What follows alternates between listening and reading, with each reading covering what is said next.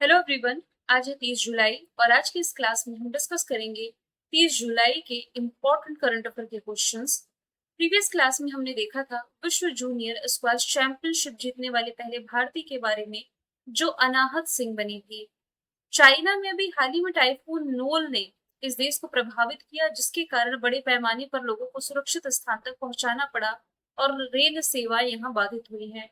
भारत और चाइना के बीच कल से यानी 1 अगस्त से नाथुला पास जो कि सिक्किम में है, यहाँ सीमा व्यापार फिर से शुरू हो जाएगा। शर्मिला धनखड़ जो कि 2026 कॉमनवेल्थ गेम्स में गोल्ड मेडल जीती है महिलाओं के शॉर्ट पुट F57 कैटेगरी में। ऋषिकंता सिंह ने कॉमनवेल्थ गेम्स में वेट लिफ्टिंग में भारत के लिए सिल्वर मेडल जीता है। वल्लूरी अजय बाबू ने पुरुषों की 79 किलोग्राम वेट लिफ्टिंग में भारत को सिल्वर दिलाया है। विश्व प्रकृति संरक्षण दिवस हर साल मनाया जाता है 28 तारीख को, और भारत की परीक्षा प्रणाली में सुधार की सिफारिश करने के लिए जो हाई पावर टास्क फोर्स का गठन किया गया, इसके प्रमुख है नंदन नीलकणी। तो सभी क्वेश्चंस हमने देखे प्रीवियस क्लास में। चलिए शुरू करते हैं आज का हमारा पहला सवाल। सवाल हमारा आज भी कॉमनवेल्थ गेम्स पर, मतलब मोस्टली क्वेश्चन कॉमनवेल्थ गेम्स पर आधारित होंगे जो कि स्कॉटलैंड ग्लासगो में आयोजित किए जा रहे हैं। कॉमनवेल्थ गेम्स 2026 में गुलबीर सिंह ने किस इवेंट में मेडल जीतने वाले पहले भारतीय बन करके इतिहास रच दिए हैं? तो पुरुषों की 10,000 मीटर की दौड़ में इन्होंने मेडल जीता है। अब मेडल तो जीता है, लेकिन कौन सा मेडल जीता है? 10,000 मीटर, यानी कि यदि आप देखें तो 1,000 मीटर बराबर आपका 1 किलोमीटर होता है। उस हिसाब से 10,000 मीटर मतलब 10 किलोमीटर की दौड़ में इन्होंने सिल्वर मेडल जीता है। और 10,000 मीटर स्पर्धा में कॉमनवेल्थ गेम्स का मेडल जीतने वाले, यानी कि इस कैटेगरी में ये मेडल जीतने वाले पहले भारतीय एथलीट बन गए हैं। अब देखिए, कॉमनवेल्थ गेम्स जब तक चलेंगे ना, तो कौन सा खिलाड़ी किस कैटेगरी में कौन सा मेडल जीत रहा है, ये आप लोगों के लिए इम्पोर्टेंट बन जाता है। इसलिए जो 2-3 दिनों से करंट अफेयर के क्वेश्चंस बन रहे हैं, ये कॉमनवेल्थ गेम्स पर ज्यादा फोकस कर रहे हैं। दूसरा सवाल है, राजा मुथुपंडी ने कॉमनवेल्थ गेम्स 2026 में भारत के लिए किस इवेंट में सिल्वर मेडल जीता? तो राजा मुथुपंडी ने भी सिल्वर मेडल दिलाया है भारत को। किस कैटेगरी में पूछा जा रहा है? तो पुरुषों के 65 किलोग्राम की वेट लिफ्टिंग की कैटेगरी में, यानी कि भारत तोलन स्पर्धा में भारत को इन्होंने सिल्वर मेडल दिलाया है। ये 26 वर्षीय तमिलनाडु के वेट लिफ्टर है। इन्होंने कुल 286 किलोग्राम का भार उठा करके दूसरा स्थान हासिल किया है। राजा मुथुपंडी ने स्नैच में 126 किलोग्राम, क्लीन एंड जर्क में 160 किलोग्राम का भार उठा करके सिल्वर जीता। तो गोल्ड किसके नाम रहा है? मलेशिया के मोहम्मद अजनील के नाम, जिन्होंने 299 किलोमीटर माफ कीजिएगा किलोग्राम का वजन उठाया है। और यहाँ पर तीसरे स्थान पर ब्रॉन्ज मेडल जीता है पापुआ न्यू गिनी के मोरिया बारू ने।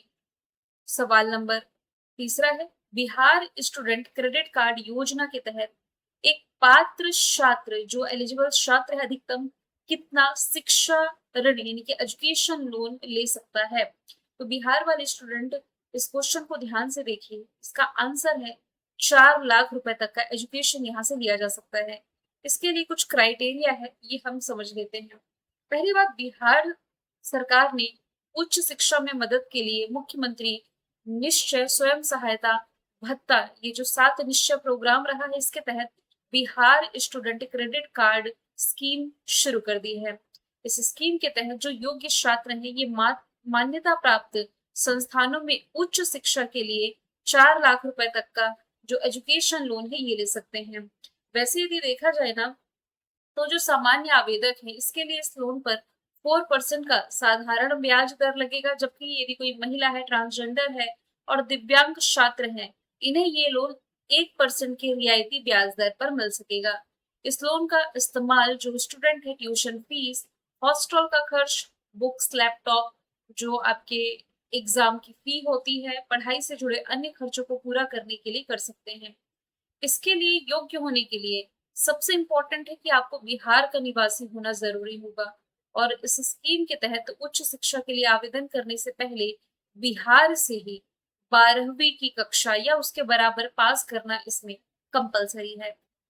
सवाल पांचवा है, भोगापुरम में हाल ही में उद्घाटन किया गया अल्लूरी सीताराम राजू अंतरराष्ट्रीय हवाई अड्डा आंध्र प्रदेश के किस जिले में स्थित है? आंसर इसका विजयनगरम हो जाएगा। क्वेश्चन कई तरीके से पूछा जा सकता है। पूछा जाए अल्लूरी सीताराम राजू इंटरनेशनल एयरपोर्ट है कहाँ पर? आंध्र प्रदेश में है, भोगापुरम में। अभी भोगापुरम कहाँ? विजयनगरम के अंतर्गत ही आता है।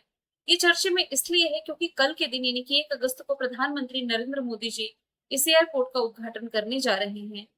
ये एयरपोर्ट भारत के सबसे तेजी से बने ग्रीनफील्ड एयरपोर्ट्स में से एक है, जिसने तय समय से लगभग 5 महीने पहले ही रिकॉर्ड 31 महीने में कंप्लीट कर लिया गया है।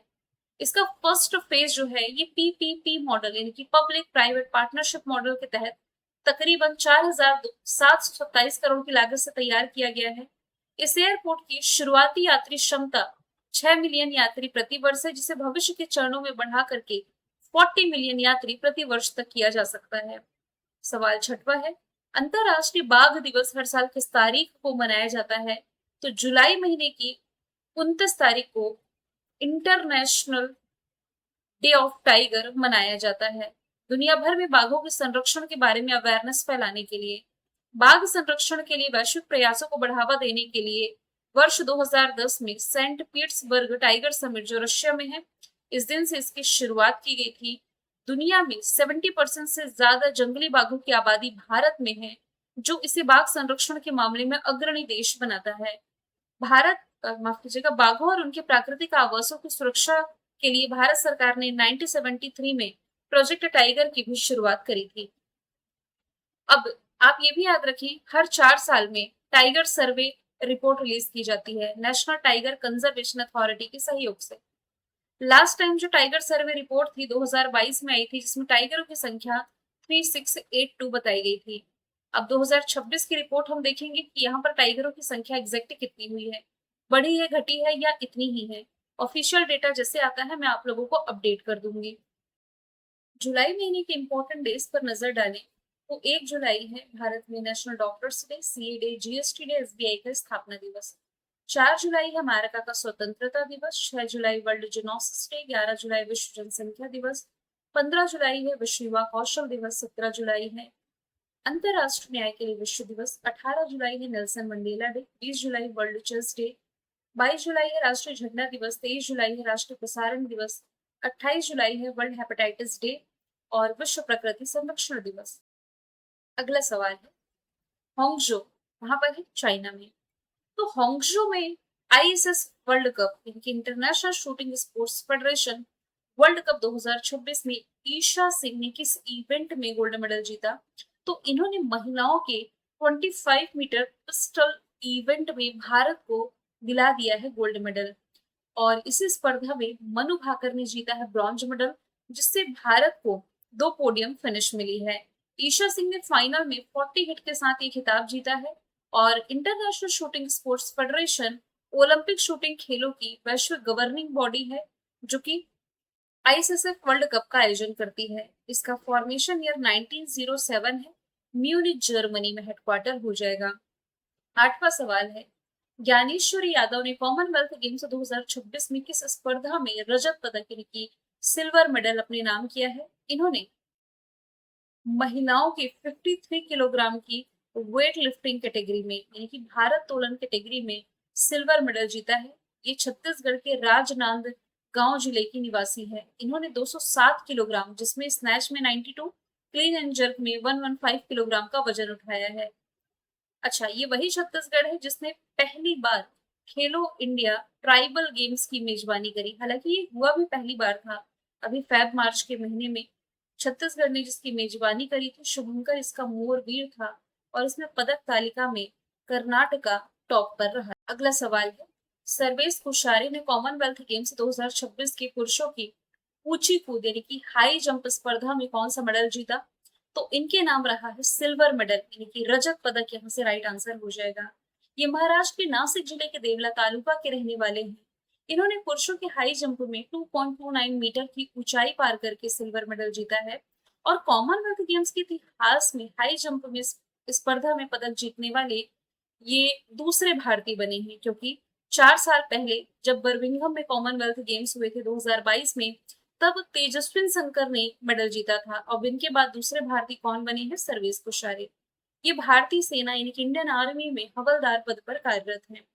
सवाल 10वां है, नासा किस देश की अंतरिक्ष एजेंसी है जिससे शनि, यूरेनस और नेपच्यून के छल्लों का अध्ययन करने वाला जो प्रैक्सिस मिशन है इसका अनावरण किया है? तो आप सभी को मालूम है नासा ये अमेरिका की स्पेस एजेंसी है। ऑप्शन बी राइट आंसर है। इसने प्रैक्सिस मिशन लॉन्च किया है तो इसकी फुल फॉर्म बनती है planetary rings autonomous exploration with institute sampling. NASA ने अभी जुलाई के महीने में ये जो प्रैक्सिस मिशन का प्रस्ताव रखा है इसका उद्देश्य पहली बार शनि के छल्लों से कणों को सीधे एकत्रित करना और उसका एनालाइज करना है। अब प्रस्ताव रख दिया है, आगे इस मिशन से रिलेटेड कुछ अपडेट होगा तो मैं आपको डेफिनेटली ऐड करके बता दूंगी। NASA formation year 1958 Washington DC में हेडक्वार्टर है। अभी मैविन मिशन हमने देखा था, ये नासा से रिलेटेड है। इसके मार्स मिशन से रिलेटेड था जो कि इसने समाप्त कर दिया है। डार्क मैटर के रहस्यों की जांच के लिए रोमन स्पेस टेलीस्कोप भी इसी ने डेवलप किया है।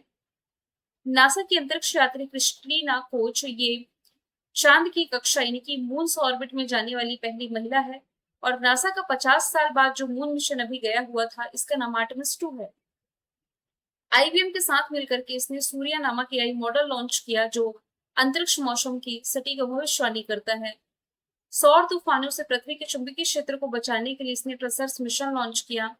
पंच मिशन ये नासा के द्वारा ही लॉन्च किया गया जो कि सूर्य के बाहरी कोरोना और सोलर विंड का अध्ययन करने के लिए है।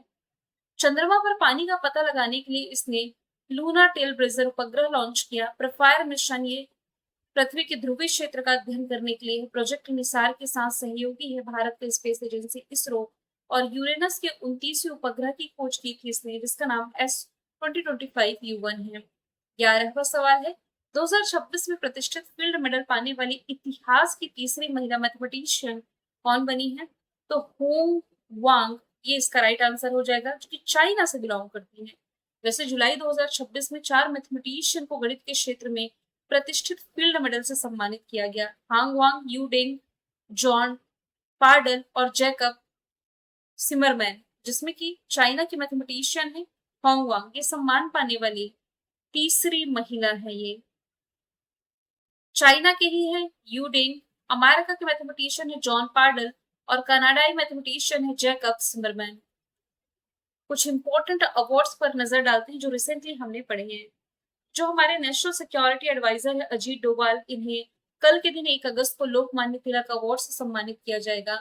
ज्ञानपीठ अवार्ड आर वैरामथु, उस्ताद बिस्मिल्ला खां युवा पुरस्कार Ranchhod Lal Goswami, grand sand master cup Sudarshan Pattnaik, banker of the year K Satyanarayana Raju, संयुक्त राष्ट्र military gender advocate of the year Abhilasha Barak, international Booker prize मिला है ताइवान की यांग सुआंगजी को ताइवान ट्रैवलॉग के लिए। यूनेस्को गिलर्मो कानू वर्ल्ड प्रेस फ्रीडम प्राइज सूडानी पत्रकार सिंडिकेट को मिला। विश्व जलवायु नेता सम्मेलन में ग्लोबल ग्रीन आइकन अवार्ड से सम्मानित किए गए Joganpalli Santosh Kumar. WWF national award N Aleem Yusuf को। MS स्वामीनाथन पुरस्कार मिला है डॉक्टर CH श्रीनिवास राव को। Harvard South Asian person of the year Sayani Gupta. 5वां लता दीनानाथ मंगेशकर प्राइज मिला कैलाश सत्यार्थी को। एबल प्राइज जीता है जर्मनी के प्रसिद्ध मैथमेटिशियन गेल फाल्टिंग्स ने। मैंने कल आपसे पूछा था फ्रांस जो कि 15 साल से कम उम्र के बच्चों के लिए सोशल मीडिया के इस्तेमाल पर रोक लगाने वाला पहला यूरोपियन कंट्री बना। आज का सवाल आप लोगों के लिए है, किल्लई गांव किस राज्य का पहला जलवायु अनुकूल यानी कि क्लाइमेट फ्रेंडली विलेज बना है? तो आंसर जो भी है कमेंट बॉक्स में बताएं। मिलेंगे नेक्स्ट क्लास में। Thank you so much.